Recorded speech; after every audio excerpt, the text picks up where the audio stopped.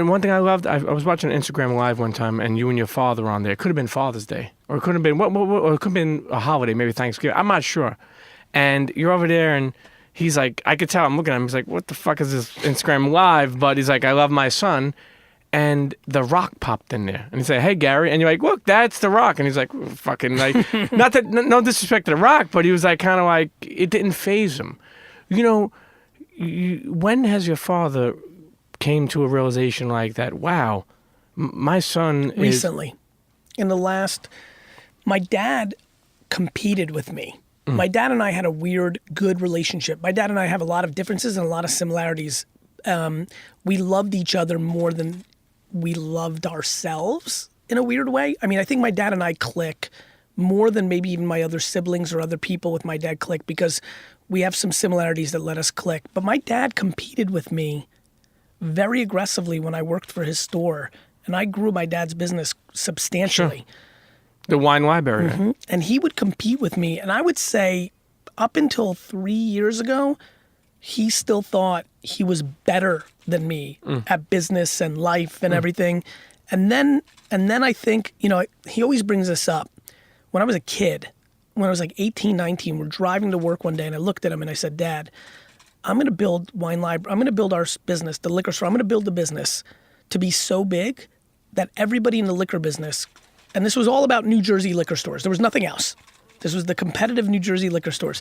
Everybody in the liquor business is going to stop competing with me.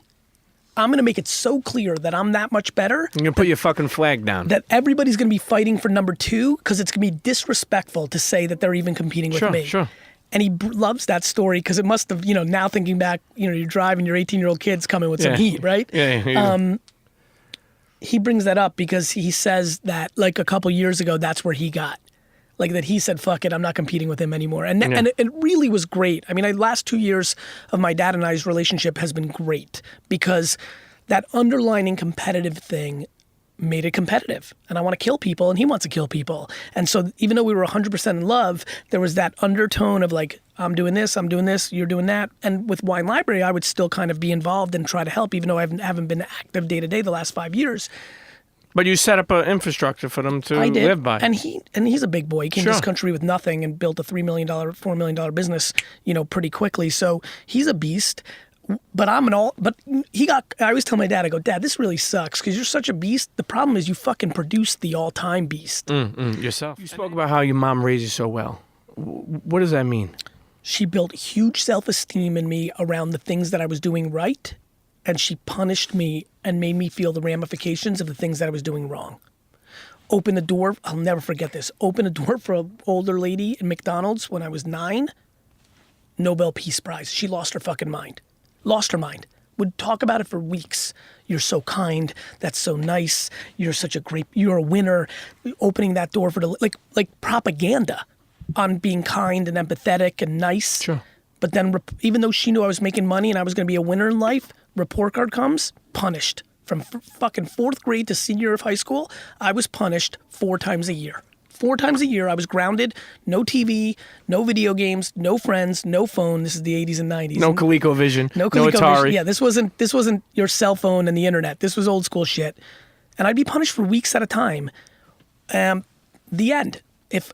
What she did really well, and I think it's why I'm building such a huge fan base, because I think I'm doing it for the people that follow me, is she was right about what mattered and what didn't, and she stayed firm. Stuck to her guns. A lot of people don't fuck with me when they first hear me because I go right at shit, very honestly, and they're still in a bullshit mindset, and they don't like that I'm calling them out. Sure.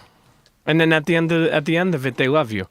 But eventually, that's the thing. You know, I've had that problem too. People meet me and they're like, they'll maybe think I'm a dick, you know, because I'm being honest or I'm just saying something I don't like. And then at the end, it's like I've met people on those type of styles and became best friends with them, you know, later on, because it's something that I feel like you adapt into. People realize that, hey, this kid comes from a good place and he's just speaking his truth. Comes from a good place, man.